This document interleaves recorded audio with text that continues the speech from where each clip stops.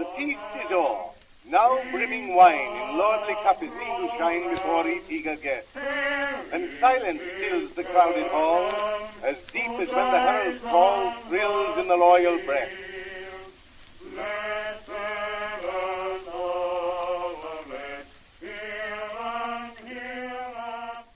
Welcome back to the Weird Medieval Guys podcast. I'm Olivia, and this is Aran, who lives under the floorboards in my house. Just once I'd like you to do a nice one, please. No, never. Why? I run this show.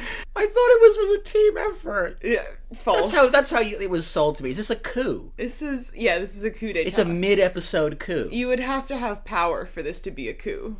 The power was an illusion in the first place. I should have never let her see the Barbie movie.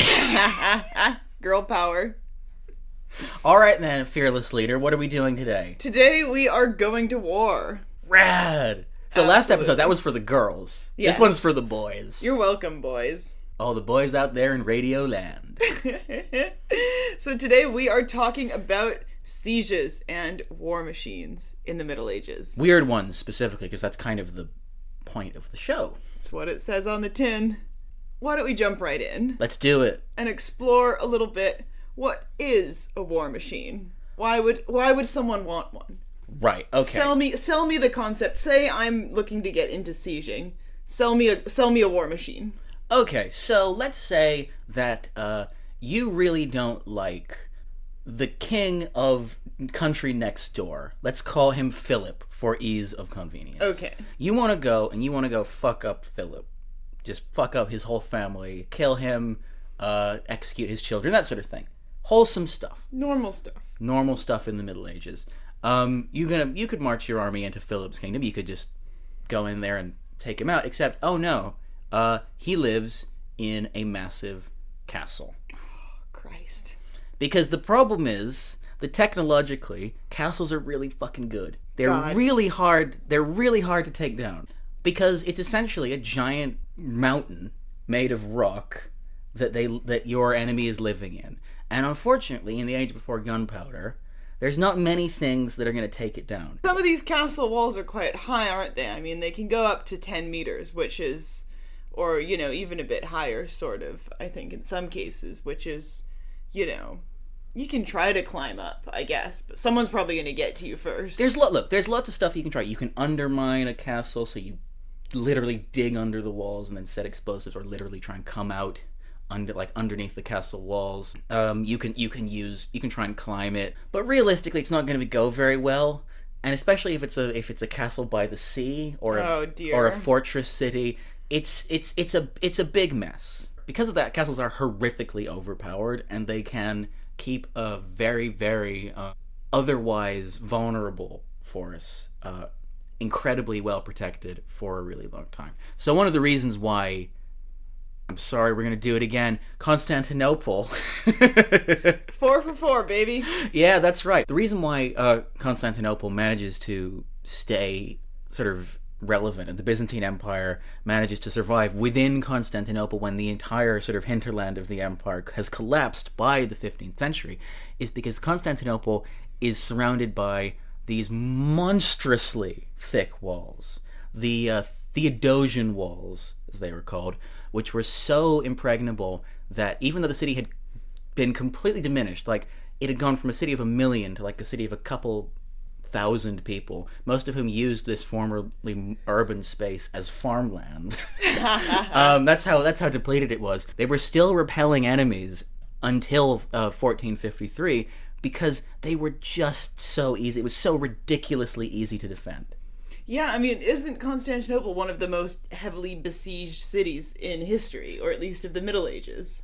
It's also one of the cities with sort of the most success in repelling sieges. Beat back 23 armies. Woohoo! I know. It's one of the greatest to ever do it. You have to respect, and that's why I will probably reference this city in every single episode of this show, by hook or by crook.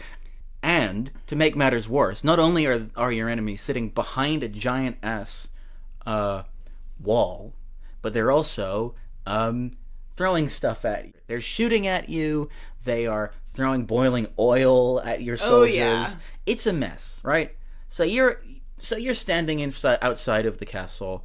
Your enemy has retreated inside this, like I said, giant mountain, essentially. Yep. Full of boiling oil and arrows. And importantly, they also often would have sort of supplies and provisions, right? And you might not know how long they had supplies and provisions for. So in theory, they could be holed up in there for months or even years. And I think there are examples of sieges lasting months or even several years. Oh, yeah, absolutely. I mean, the classic move was, as soon as you know the enemy's advancing, you harvest all the crops in the immediate sort of vicinity, burn everything you can't carry, so that there's nothing to feed the enemy army, and then essentially you just sit back and enjoy your corn while while the enemy starves. So it ends up being a waiting game, and the advantage is pretty heavily on the side of the defenders. Mm-hmm. Unless you can come up with some kind of wonderful, ingenious way of breaking down those walls, of getting around them, of getting over them, then the odds even out a bit. And I think it's important to mention that a really big aspect of the siege is the psychological aspect, because practically speaking, the attackers are not necessarily sort of advantaged. But you can imagine that even if you have the safety and security of being behind walls, then seeing your city surrounded by an army, no one can come in or out. They're constantly there. You have to live with this presence. That's quite sort of psychologically diminishing. Oh yeah, and you probably know how long you can last. Yeah, exactly. Because you'll have inventoried your stores. Because let's be honest, there's not much else to do. Yep. You'll know it. You'll know almost down to the day when you'll have to start eating bark. Yeah. So you're kind of on a timer. Anything that can push the scales either sort of practically or psychologically in the direction of the attackers can be quite sort of decisive, can't it? Absolutely. And so, because of that technological challenge, the medieval people got very good at coming up with horrible new ways to throw rocks at each other. Essentially. Never in danger, waileth our fathers, free and undaunted, make salt of renown. Like, sieging obviously has existed for a long time prior to the medieval period. Yeah. So obviously the ancient, the classical world had sieges and siege engines, which we'll get a bit more into what siege engines are. But there was definitely an advancement, technologically speaking, in terms of how these engines are being built and the scale and the ideas that people are coming up with. We see a pretty big advancement of that in the Middle Ages, don't we? Oh yeah. If you wanted to draw an unbelievably oversimplified sort of timeline, I would say that at the start of the Middle Ages, basically, you start out with stuff that's inherited directly from the classical period. So, a catapult, as it were. Pretty simple. A good old simple winched catapult. You use the tension in a rope, wind it back, throw a rock, right? And that's okay. That's so-so. But it's not getting. It could be better, right? Yeah. Then, in the sort of high Middle Ages, you get the innovation of the trebuchet. Yeah, so you have a big counterweight hanging on one side. You kind of wind this thing up so the weight is lifted off the ground, and then you cut the rope that's holding it, and you're able to throw an even bigger rock with even greater force. Yes, much faster.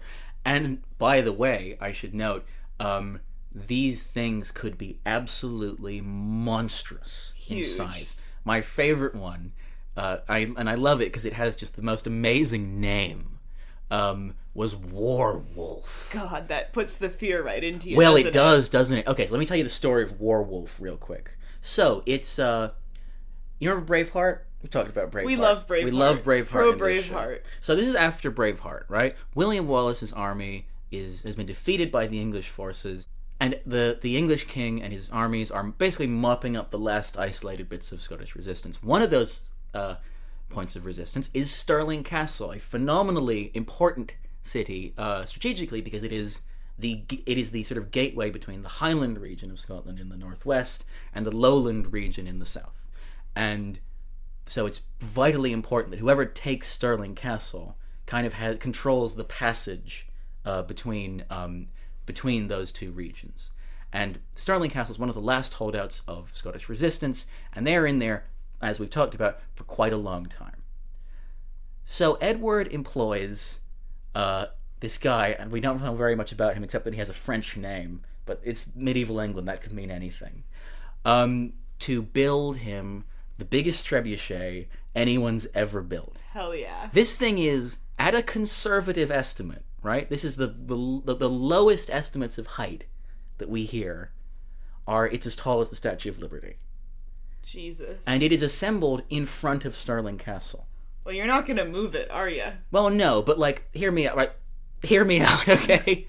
What that does is, they start building this thing, this absolute, like, Wicker Man ass, this Wicker Man ass, like, tower of wood, and when it's like halfway done, the defenders send out a letter saying, "Oh yeah, we're sorry, we're surrendering." Well, yeah, because it's the site. I mean, in the Wicker Man, you have this scene. I don't know if you've seen this movie, but I have not. You had better. You have this scene where they're dragging him in front of the Wicker Man, and you just hear him say, "Oh God, oh Jesus Christ." And that's probably what they were thinking. And it's just this Stirling moment Castle. of pure horror, and I think you can imagine when looking at a trebuchet that's the size of the Statue of Liberty. Yes. Feeling very similarly. Oh yeah, and so the Scottish defenders, they sort of surrender conditionally, and the English commanders basically go, "No, you fucking don't," and don't accept surrender, and fire it at them, and yeah, it just caves in. Unbelievable. A wall immediately, and he's like, "Okay, now I've made my point." Now you surrender. If you're going to the trouble of building the 300-foot tall trebuchet, you want to use it, don't you? Oh yeah. Now you spend all this money. You want to play with your new toy, but I think that story makes a great example of the psychological value. Yeah. Of war machines. But of course, that's not the final evolution, because the next thing that they come up with, the next sort of wheeze for throwing giant bits of metal and rock at people, is cannons. Yes. Because by the 14th century, yes, gunpowder is pretty prevalent in Europe at this point. It's come over from China, and people are already thinking of all the cool stuff they can do with it. We'll get into that later. And one of the first things they figure out is, we can use this to fire a big ball of lead at a wall much faster than a trebuchet or a catapult, because powered by the combustion of the gunpowder. And so they immediately start building these increasingly elaborate and enormous, monstrous cannons. And these things are phenomenally dangerous to start with. They are fucking always exploding. Yeah. Like, it's one of the worst jobs you can have on a medieval battlefield, in my opinion, is cannon guy. Yeah. Artilleryman, even though you're at the back, because, like, this thing is probably going to, like, horribly burn you at least. Like, scar you for life. But nevertheless, the cannon does sort of spell the end of siege warfare in a way, because if you imagine siege warfare as sort of a game of rock, paper, scissors, and all of a sudden you bring a gun, that's gonna beat all of them.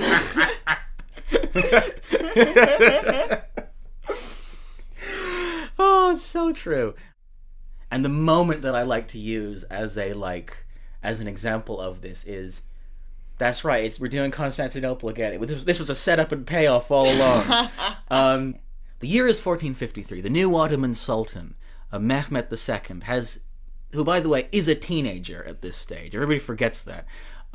Is getting ready to launch an assault on Constantinople. Now, lots of people don't think he can do it, because Constantinople has, as we said, is like the most siege-proof city in the world, and even though the Byzantine Empire has shriveled up to basically nothing outside of Constantinople, and also this guy is a basically unproven teenager, and so he's sort of casting around for for guys who can help him pull off the heist of the century. Essentially, He's getting a team together. he's looking for his Robert Oppenheimer, to make another topical reference, essentially. Meanwhile, over in Constantinople, an engineer of ambiguous sort of Transylvanian extraction. People say Hungarian, but they also say Dacian, which kind of means Romanian. It's complicated. This strange Transylvanian man shows up at Constantinople at the door of the emperor and says, "I can build you a cannon so mighty it would shake the walls of Babylon." Oh my. I know.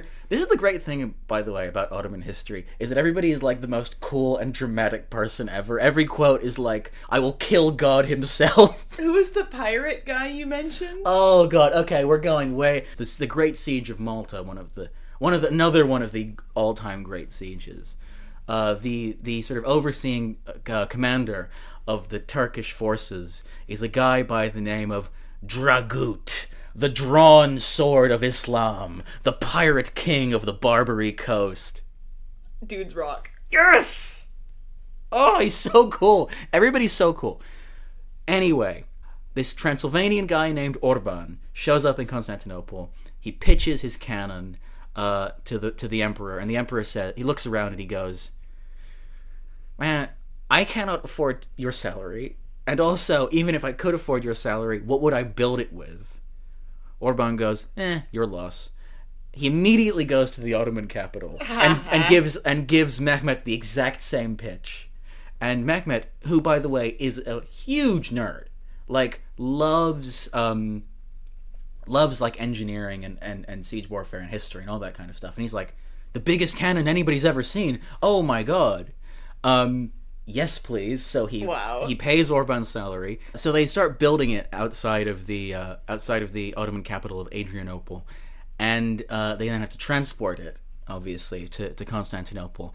And this takes 40 wagons, 60 oxen, and 200 guys just to walk beside the wagons to make sure that things don't like fall off and explode and like kill people. This thing, if you look at like drawings of it, it looks like one of the worms from Dune. This thing is monstrous.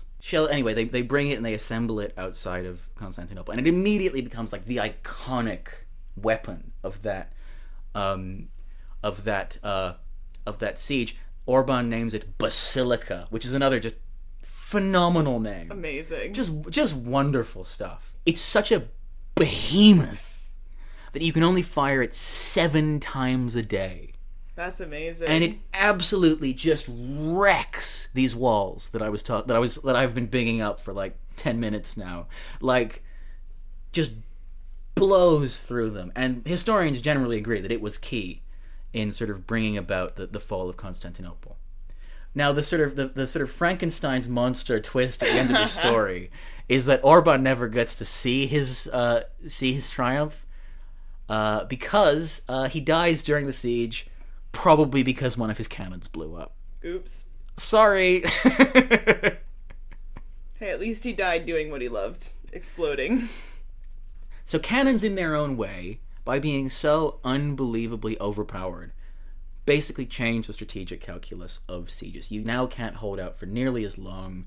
Walls don't work the same way. You know, even though there are sieges, there's less of an emphasis on these kind of complex, wacky siege machines, and it becomes more about purely numbers of men and resources and amount of firepower. Yeah. It just becomes about having more guns and bigger guns. Whereas, as we'll get into, during kind of the high point of siege machines and siege engines, we have all sorts of crazy inventions. You both had to real get and creative. theoretical being thrown about. Mm-hmm. Yeah, you had to sort of. You had to think outside of the box a little bit. Then I will pay my vows to thee. So talking about Orban and his sort of slightly ironic, tragic fate, brings us to a very important question that we need to ask this episode, which is, who's making all this stuff? Who is designing these monstrous machines? and coming up with cool new ways to murder people. Because in many ways, the guys behind these stories and these machines are almost as interesting as the machines themselves, because They're weird medieval guys. They are. Oh my god. Because even though you could be appointed as, for instance, a court weapons master or something as a permanent role, as it were, a lot of these guys are just dudes who come from backgrounds that are not necessarily strictly directly related to things like engineering, in no small part because in the Middle Ages there wasn't necessarily the same sort of separation of fields that we think of today. There wasn't, STEM and the arts. And, people think of, Leonardo da Vinci as kind of the classic Renaissance man in that he... The polymath. Yeah, in that he could do everything, or many different things, and he saw them as all related. But this was how a lot of people thought about different fields, and people were very interdisciplinary. So one guy, Conrad Kaiser, who wrote a very influential siege and warfare book called Bellefortis. Strong in war. He was a physician, as best we know. We think. He was also briefly a crusader. Yeah. Which didn't end well for him. He was a very bad crusader. He lost immediately. And we know that while he was in exile, that was when he started writing his famous warfare book, which is... I think it goes to show you there's a very long-standing tradition of, like, good prison literature. I mean, if you look all the way back in the Middle Ages, we get, like, Dante. I think Ovid as well wrote things in exile, like Oscar Wilde, Dostoevsky. It seems like sort of fertile land for, great thinkers, sort of prison/exile. Yeah, and I think that, you're absolutely right to mention the sort of the lack of sort of well-defined fields of study, because you gotta remember, like, at this stage, even at the very tail end of the Middle Ages, universities are still kind of developing as a concept, and a lot of sort of key knowledge production and reproduction is kind of handled via the church, and the church's assumptions about what fields and concepts are related are hugely influential. So our categories of, like, an engineer, like you say, we can't really apply them to the Middle Ages in any sort of meaningful way. Yeah, especially because oftentimes the point of these books was to not just invent new information, but also to sort of compile and perfect existing information. So you have Conrad Kaiser, and he's writing about different war machines like trebuchets and catapults and, ballistae like giant crossbows and things like that. But he also has bits that are like, you're gonna need a knife and a ladder. And then he's also got bits... a scuba suit. Yeah, he's got scuba suits in there. He's got stuff about how to feed your soldiers. He has a recipe for a giant egg, which I love. The recipe basically goes, take 60 eggs, separate the whites from the yolks, mix all the whites together, mix the yolks together, pour the whites into a pan, cook it, and then pour the yolks into the center to create a giant egg. And he ends it by saying, and thus you can feed many soldiers with one egg. Which is amazing. There's a chastity, but the first known drawing of a chastity belt... Wait, that's the first one? ...is in Conrad Kaiser's Bellefortis. It's important to note that Conrad Kaiser is really writing at the sort of tail end of the Middle Ages. This is like the very start of the 15th century when Bellefortis is finished, and we have this so the image of medieval women having to wear chastity belts and all that crap. Again, like that doesn't map on at all to what we sort of know. This is stuff that's showing up at the very tail end anyway. Yeah, of the period, because we know from a lot of these books that even though we have like representations of things in these books, it doesn't also necessarily mean that these concepts were being implemented and used in real life. And I think really? It's often, I think, a misconception, because you see articles on the internet, this drives me nuts, you see articles on the internet that take these images entirely out of context and say, oh, this was how warfare was conducted in the Middle Ages. So for instance, there's one guy who wrote a sort of fencing and fighting manual, and in this manual he lays out instructions for how a duel between a man and a woman can be conducted. And he basically says this. He says, dig a hole to waist height. And the man has to stand in the hole. And he gets a club. And the woman... And he can't leave the hole. And the woman gets, like, a bag with a rock in it. And she can run around and chase and sort of run around the hole and attack from any angle. And she has full mobility. He has to stay inside the hole. And the guy who wrote this book says, and that's how a man and a woman should engage in a duel. And I've seen feminism.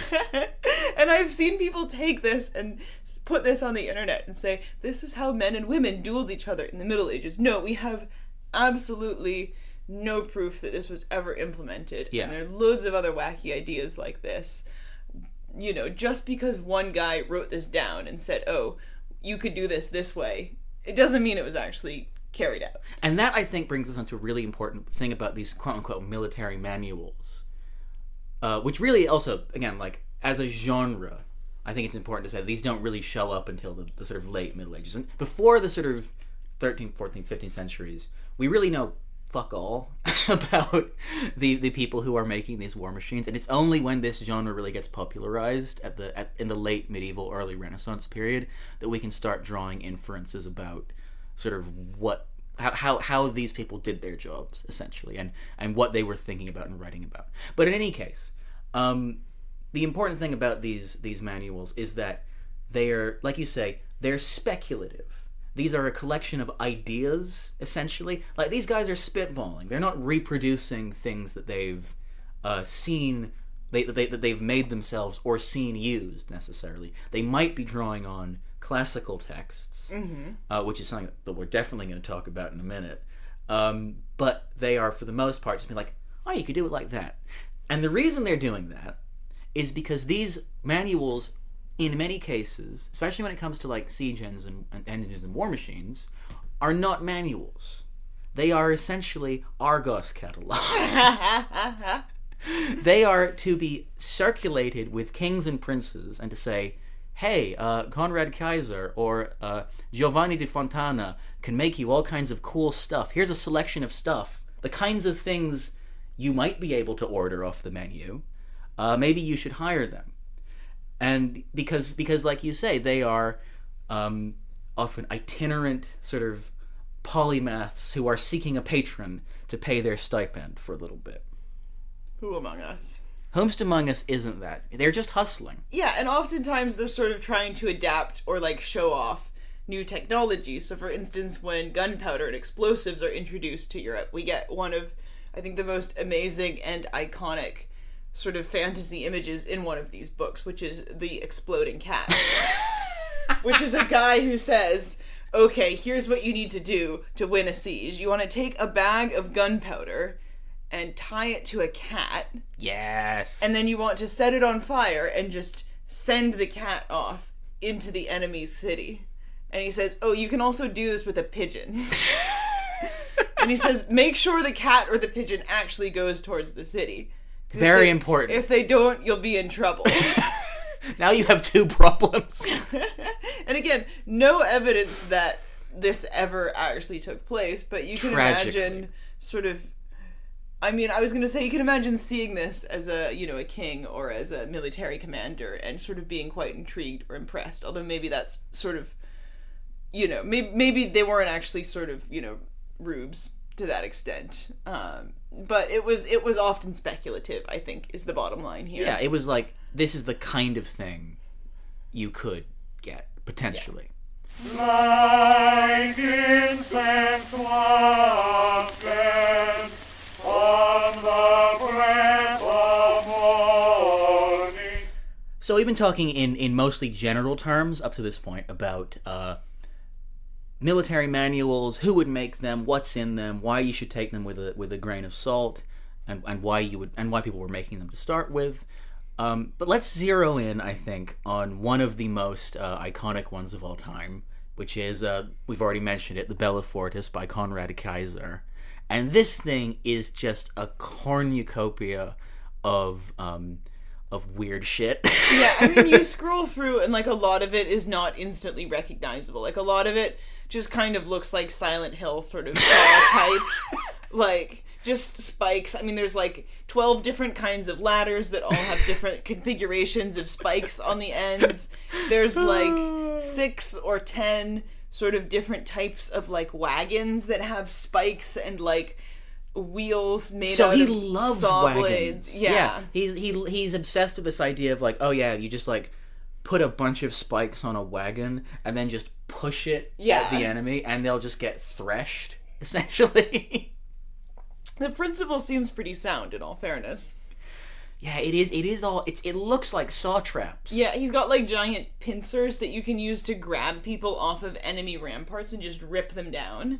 Things like that were actually used, to be fair. Yeah, some of these were used. The idea of like hooking a guy and just picking him up and fucking him off. I mean, he has a lot of like just kind of weapons that are like a knife with a whip attached, or like what if a mace was also a sword? Yeah, exactly. It's like it's as I feel like I say in every one of these episodes. It's all kind of psychedelically weird. Yes. Just a cornucopia of death. Yeah, and he is also famous for these like diving machines that don't really. They just kind of look like big membrane. They look like just sort of bladders that you kind of strap to yourself and you're like, oh, if you use this, you'll be able to breathe. And I'm like, huh? Really? How? Yeah. Really? I'm not sure. I mean, it's not entirely unconvincing, but yeah, he's... And a lot of this stuff, by the way, he's like, oh yeah, this is... Alexander the Great used this. And I'm like, but did he, though? But that's a classic, like, medieval...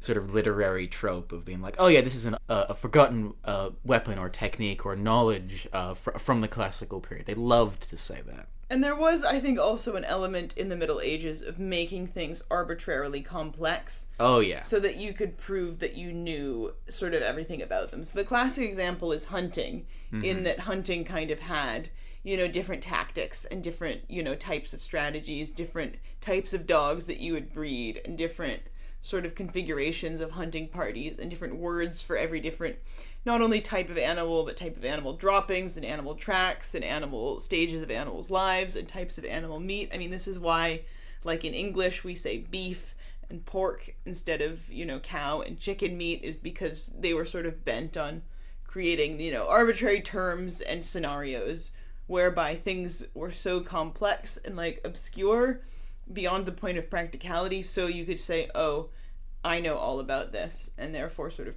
prove your own knowledge. Which comes through really clearly in Bellafortis, actually, because one of the things that's interesting, and people pick up on this a lot, is that he kind of obfuscates how all this is supposed to work. Yeah. I mean, some of the more simple ones are like, oh, this is just a giant fork. Like, 3 guys will pick up the end of it and just run at the enemy. Like, that is pretty self-explanatory. But some of the more sort of complex machines, and you see this, by the way, this whole genre of sort of military manuals, they'll present this, like, incredibly ingenious-looking, like, rope pulley system that, like, raises a ladder that has, like, a sword attached to it or whatever. And there's no indication of how it's supposed to work. Yeah. Like, there's a deliberate obfuscation of what the mechanics are, and part of that is because a lot of this isn't real. But you see that with the illustrations of things that we do know were used, like, for example, trebuchets and stuff like that. There's not there. That's why I sort of say that they're not really manuals, because you're not supposed to be able to look at it and go, oh, I can do this now. Yeah, exactly. Like I said, Argos catalogs. Google Argos catalog. I've just realized all of a sudden that we have a very international listener base who don't know what Argos is. Yeah, for American listeners, Walmart catalogs. For everyone else in the world, it's like Amazon.com. Kinda, yeah. Like an evil Amazon. Well. So Amazon. So that's Bellafortis. But I don't think we can really understand what Bellafortis is about, really, without talking about the guy. Conrad Kaiser. The fucking absolute lad. I think he shows up in I can't remember the name of it. There's a video game that he turns up in. Oh, yeah. Played by Brian Blessed. Which I think is inspired. So let's talk about this guy's life. We've kind of intimated a little bit about it. but unfortunately we don't really know for sure. We think from the context of his writing that he's a physician by trade. He's possibly German or possibly from the Czech Republic, although, of course, these countries aren't really countries that exist. He's from Bohemia. Yeah. What we do know pretty much for certain is that Konrad Kaiser was present at the Battle of Nicopolis, which is one of the greatest military bungles in European history. It was meant to start an Allied crusade to essentially kick the Ottomans out of the Balkans, and it was such a complete disaster that the crusade literally never even got started, essentially. And Kaiser was there, and he blamed it squarely on the commander of the Crusader army, King Sigismund of Hungary.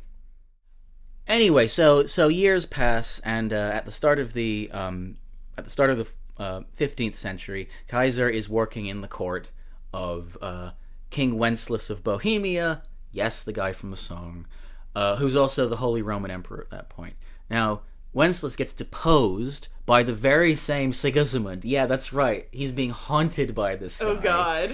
And Kaiser gets exiled from Prague, and he goes into exile, and he's bitter. And he is miserable. He's furious. He feels like he has been wronged his entire life by this malignant failure of a king.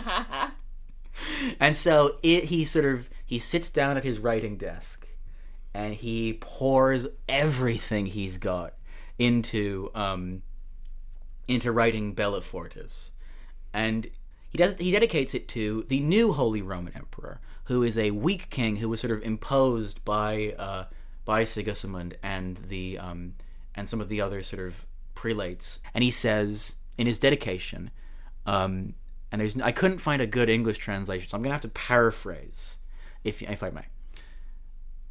Listen, I'm dying. Actually, no, first of all, here's my CV. Here's everyone I've ever worked for. Anyway, I'm dying. Also, here's a funeral ode that you should do for me when I'm dead.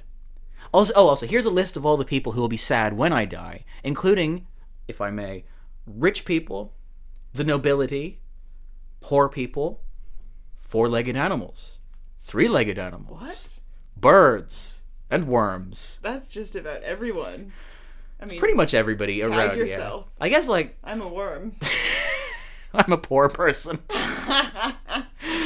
What's a three-legged animal, by the way? That's been haunting me. I have no idea. If anyone knows what the implication there is, please. Anyway, Sigismund is a treasonous bitch, and here's everything I know about warfare. It would be a real shame if you were to use this knowledge to bring him down. Wink. Anyway, I'm gonna go die now. Iconic. What a king. One of the great haters of the Middle Ages. And I think there's something sort of familiar and something a bit relatable in just being, like, bitterly obsessed with spiting one guy, even though he probably doesn't think about you that much. Oh, yeah, no, it's a classic example of, I feel bad for you, I don't even think about you at all. Like the Mad Men meme. Yep. Anyway, so he dedicates it to the Holy Roman Emperor, and it's very clearly meant to be a menu that a king can order off of, which is why I do kind of doubt in my heart of hearts that he actually thought he was dying. Yeah. Because otherwise, why would you not kind of explain how it would all work? Yeah. Why would you go to the trouble of writing down all your sort of increasingly impractical ideas if there was no kind of chance of them being implemented, and you weren't making the effort to try and explain how it would work? Yeah, I get the sense that the whole I'm dying thing was like a quick, order now, limited time only. Call now. Had to put Butterfield in there. Had to put Butterfield. He's Butterfield. Flaming cat. Man grabber. Spike ladder. Lord Mayor's croupier. Australian.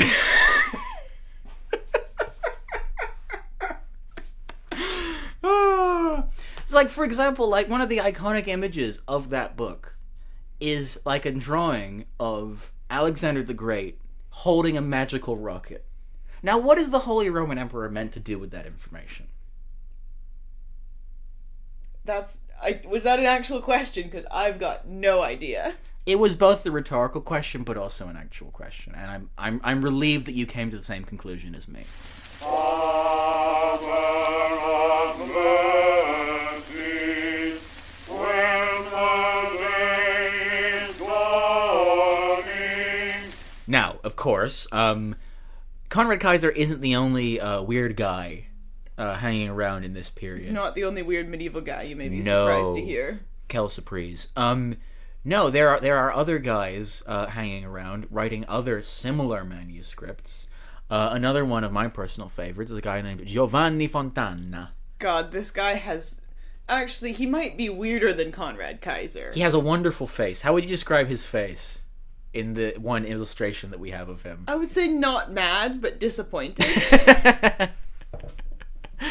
Oh, he's a pouty, sour man. Yeah, definitely. So Giovanni Fontana, he is and I'm going to put huge quotation marks around this for reasons we've already discussed, engineer working for the Venetian Republic, one of the weirdest countries in all of medieval Europe, a sort of maritime empire / trade monopoly. Yeah, kind of just a independent city-state. It's 5 corporations in a trench coat, essentially. It's a country that it's basically just like the city of Venice, and then a sort of smattering of islands and colonies across the Mediterranean. And they have sort of like some of the most insane, like obscure leadership structures and Oh like my governmental structures in all of the Middle Ages. They have something deranged like 10 rounds of voting for Yeah. elections for Yeah. for the elected doge, who is then a lifetime appointment. It's a very strange country.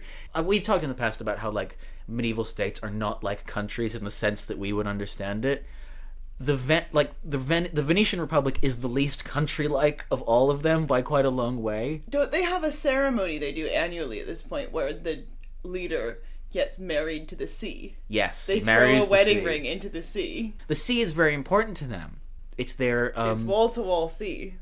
it's all sea all the way. Yeah. Because obviously, I mean, they live in a lagoon, and they have a vice-like grip on sea-based trade in the Mediterranean in this period, but there are not many Venetians, and this is a problem that the Venetian Republic is grappling with at the sort of the late medieval period. Is they want to get on terra firma, as they call it. Essentially, they want more territory that they control themselves, because they are right now, when they are sort of fighting their battles, they have to rely on mercenaries who are unreliable, violent, and just sort of, if you're a sort of genteel Italian businessman, having a pack of like rapacious German mercenaries fight a bunch of sort of noble knights, it's not a great look. It's not the best thing. It's not the best look. So they want terra firma. They want to be able to expand their empire into sort of mainland Europe, and so they hire people like Giovanni Fontana to sort of start winning battles for them. And Giovanni Fontana, like a lot of the guys that we've talked about in this episode, he puts together his own Argos catalog of stuff he can do, called Bellicorum Instrumentorum Liber, which is, to be fair, not the name that he gave it. That's a name that was given later. And this thing is like, it's wall-to-wall wacky inventions, and I would say it's rooted almost less in practicality and reality than Conrad Kaiser's work, the Bella Fortis. So we have... This guy is a full-on mad scientist. Yeah, so we have, first of all, I don't know, looking through this, like, what most of these things are. And that's deliberate, because this thing is very important to note, written in code. Yeah, oh yeah. A lot of them look kind of BDSM-y almost, I would say. And we've got, like, code ciphers as well. We have, like, devil robot sort of automaton things. We have, like, magic rockets and magic lanterns. Yeah, the whole thing is very, very obscure, I would say. Yeah, and you have rapid-fire rocket machines that I think, in your words before we started recording, looks like a 12-year-old drew it. Yeah, they're not sort of, I would say, anatomically. The perspective, the anatomy, you know, it could, It's all all... use a bit of development. Yeah, it's all, like we said, it's not meant to be a manual in the way that we sort of, we imagine it. But It's not sieging for dummies. No.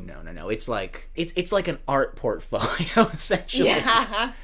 And that's very deliberate. As we've said, it's sort of like a magician doesn't explain his sort of tricks, you know. Yeah, if he explained everything, you wouldn't hire him. And I say magician very deliberately, because that is exactly what Giovanni Fontana thought he was. That's right. Wizards are real, and they're building your trebuchet. Magic. Roll and great spirit look down on us and us, beckon us onward to victory. So a lot of these sort of so-called engineers are also very strong believers in magic, as, in fact, many people in the Middle Ages were. I think often contrary to what we think of as being the medieval mindset towards magic. Yeah, Giovanni di Fontana literally called himself a magus, which is just so rad. There is absolutely a fantastical element to medieval life that is, I think, has been kind of erased in the way that we think about it now. Because what's the stereotypical image of the Middle Ages, you know, thanks to You Monty Python. die in a field and you go to church. Yeah, and that's you it. burn witches. Yes! Oh god, yeah! Burning witches, which, I mean, did happen, but the whole witch burning craze, you kind of have to, that's a, really a 17th, 18th century thing. Oh, yeah. That's a much later innovation. Actually, in the Middle Ages, people fucking loved doing magic. And people didn't think of magic as sort of being a separate and distinct thing, you know, from, like, the Christian world and from the godly worlds. Monks were doing magic. And in a lot of cases, that sprung from the fact that a lot of ideas about magic and what sort of poultices and spells worked were sort of passed down, sometimes a bit in a sort of Chinese whispers kind of way, but were passed down from the classical world. So you have, like, monks who are saying, like, oh yeah, you got to get like a mandrake root, and that has curative properties. But you know and they wouldn't necessarily consider that to be like witchcraft. And there were prohibitions on magic, but only like the bad kind. Yeah. So It was like, don't cavort with demons, essentially.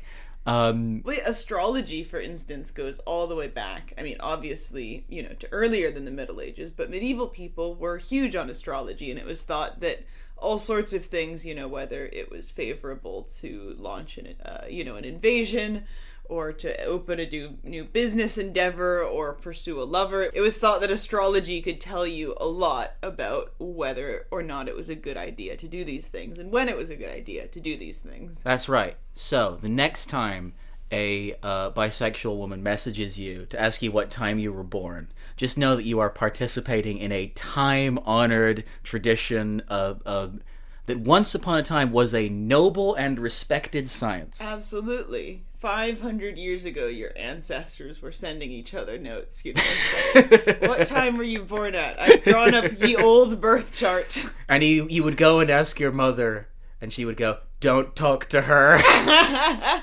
She would say, clocks haven't been invented yet. I have no idea. I literally passed out like 5 times.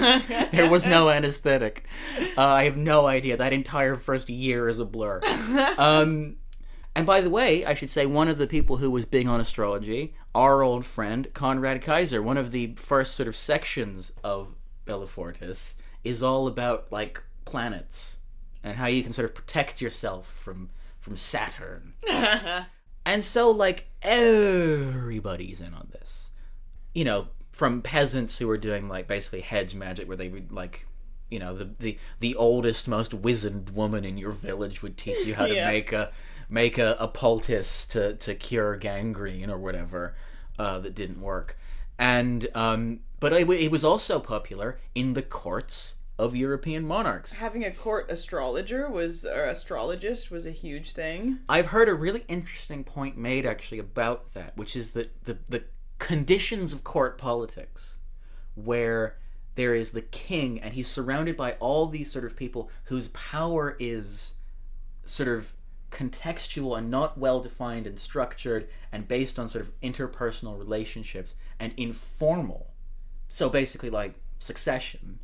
That is actually those are great conditions for magic to sort of spread as an idea, because all of a sudden you're like, I've got to make a love potion to seduce this hot babe to consolidate my power, or I can sleep with this guy's wife or whatever.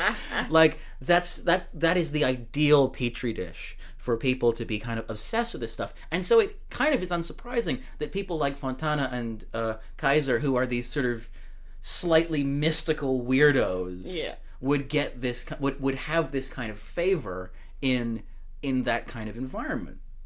And when we say magic, I think it's really interesting to note that by the time people like Kaiser and Fontana are writing, the idea of what magic is kind of already changing. So we've talked about like spells and poultices and all that sort of stuff that we now sort of recognize as magic or witchcraft or whatever you want to call it. But in Fontana and Kaiser's day, there was a new definition of magic that was starting to emerge. And that was this idea of artificial magic, which is just a wonderful phrase, by the way, isn't it? It's kind of like retro-futuristic or something in a way. There was this second art where you could sort of do mystical, like miraculous things through mechanical processes or through like chemistry or whatever. So the natural magic, as we already mentioned before, has a lot to do with forces of nature, astrology, like herbalism, parts of the human body, and that sort of falls into what we might think of in the traditional sense as folk magic or witchcraft. Mm-hmm. But then there's the second type as well. There's the artificial magic. Yeah. What I think is so interesting about this, and this is one of the reasons, by the way, that I sort of take issue a lot of the time with drawing too fine a line between like the medieval world and the sort of Renaissance world where supposedly everybody's sort of enlightened, etc., is that people in the Middle Ages, whether they're using it for war or not, are already doing physics and doing chemistry. Something like a trebuchet the size of the Statue of Liberty is actually an incredibly complicated mechanical device. Oh, yeah. That requires a very precise understanding of physical laws. Something like, for example, we haven't even had a chance to talk about it, one of my favorite actual real weapons in the Middle Ages, Greek fire, which was this horrific sort of napalm-like substance that you could spray out of pressurized hoses and just it's a flamethrower. Terrifying. Essentially. There's illustrations of it in Byzantine manuscripts where it looks quite twee, and then you sort of think about what actually that involves. Just sort of just sort of firebombing my enemies with twee napalm. No, genuinely, there's one illustration of a ship firing it at another ship, and I'm like, that boat's made of wood. I don't want to think about how that's going to go. And in the same vein, I think, after the Middle Ages, the belief in witchcraft and magic is also not going away. I mean, in basically every Shakespeare play, there's a witch who plays some sort of central role, or fairies, or a potion, or some combination thereof. So it's not as sort of discrete a barrier or a boundary as we'd like to think. No, there's a huge amount of sort of cultural overlap, and I'd say if I was going to make a galaxy-brained point, I would say that a lot of these figures like Kaiser are by doing quote unquote magic, what they're actually doing is interacting with natural laws and playing with them in innovative ways that if this was a generation or two later, we would put them down as sort of great inventors of the Renaissance, people like Da Vinci and so on, and say that they're scientists or whatever. But because they are medieval, even admittedly late medieval, but because they are medieval people, we keep them sort of locked in this box of superstition and weirdness, and when in fact there is this, I think, what I get from manuscripts like Bellafortis and Fontana's work is curiosity. Well, especially because we know that, for instance, Conrad Kaiser was a huge influence on Da Vinci. Mm-hmm. So a lot of the people from subsequent periods that we take to be revolutionary were building on the work of these medieval men. Yeah. What I think we can learn from these kinds of sources is that there is a tremendous imagination and curiosity about the world on display. And it doesn't fit into any of our sort of modern boxes about what kind of scholarship it is.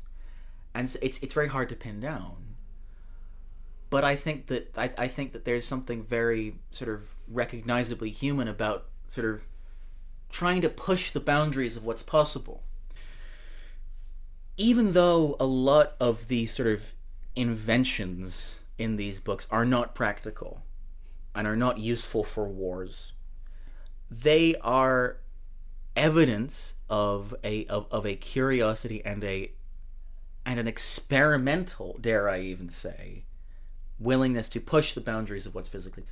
So, even though in theory and in name a lot of these inventions and a lot of these manuscripts that we have about siege engines and siege technology were about warfare and about sort of the practical purpose of just toppling the next guy over's castle. And killing as many people as possible in the process in horrifying ways. And establishing yourself as the dominant warlord of, all of the neighboring city-states. What we see in a lot of these manuscripts is they go a lot further beyond the practicalities, and they're full of these wacky and clever and innovative inventions that you can't really explain with a purely practical purpose. Mm. So it's really interesting because...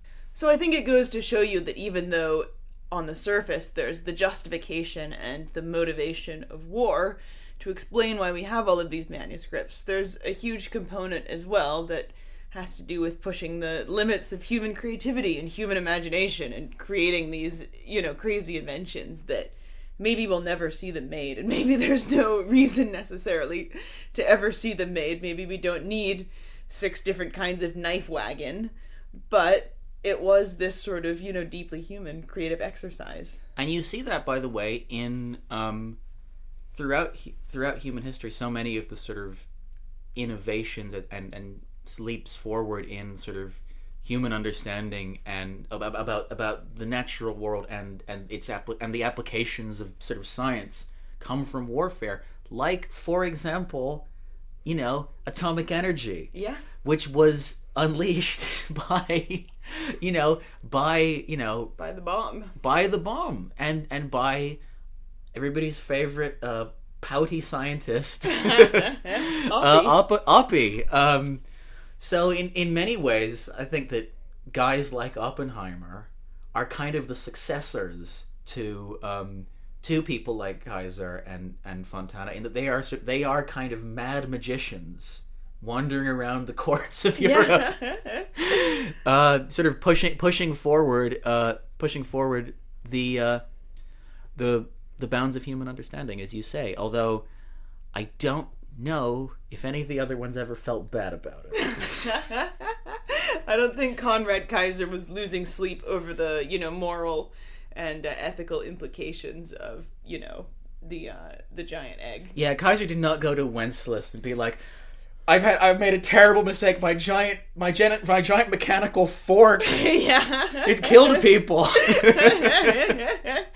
And Wenceslas is like, get this whiny bitch out of here. I've made a giant mistake. My mechanical fork didn't kill enough people. I have become Death, the destroyer of eggs. Honor in high class, who can refuse us? So that is going to do us for another episode of the Weird Medieval Guys podcast. I hope you had as much fun listening to it as we had recording it. So much. See, you say that like it's not true. So much. I don't like that. It sounds... So much. I don't feel comfortable right now. Should I leave? The most fun. Okay, I don't know what she's doing right now. Buckets of fun. I feel like I need to get out of this room before things get even weirder. Don't forget to like and subscribe. And leave be a sure review. to leave a review. Yeah. And follow us on Twitter. I'm at Olivia__MS. I'm at Aran, spelled Aran, P Tappers on Twitter. There's also, you may remember the Weird Medieval Guys Twitter account. We're always here for you at Weird Medieval. You know where to find us. We will see you next time with another episode. Actually, no, fuck it. You want to tell them what the next episode is? We're going to see you next time. Sneak peek for our next episode. Investigating an age-old myth. Will a single Dorito actually kill a medieval peasant? I am so ready to get flavor blasted. You guys have no idea what you're in for. Next stop, Flavortown. Woo! Northern warrior, watch on jeopardy. Roland's great spirit looks down on our standards. I do wonder what angle we would have taken for this podcast if we hadn't just gone to Oppenheimer yesterday. It's very fortuitous. Yeah, absolutely. Good thing we didn't see, like, you know, The Darkest Hour or something. Meg 2, The Trench. This is just like that time that Jason Statham stabbed the Meg with a sword.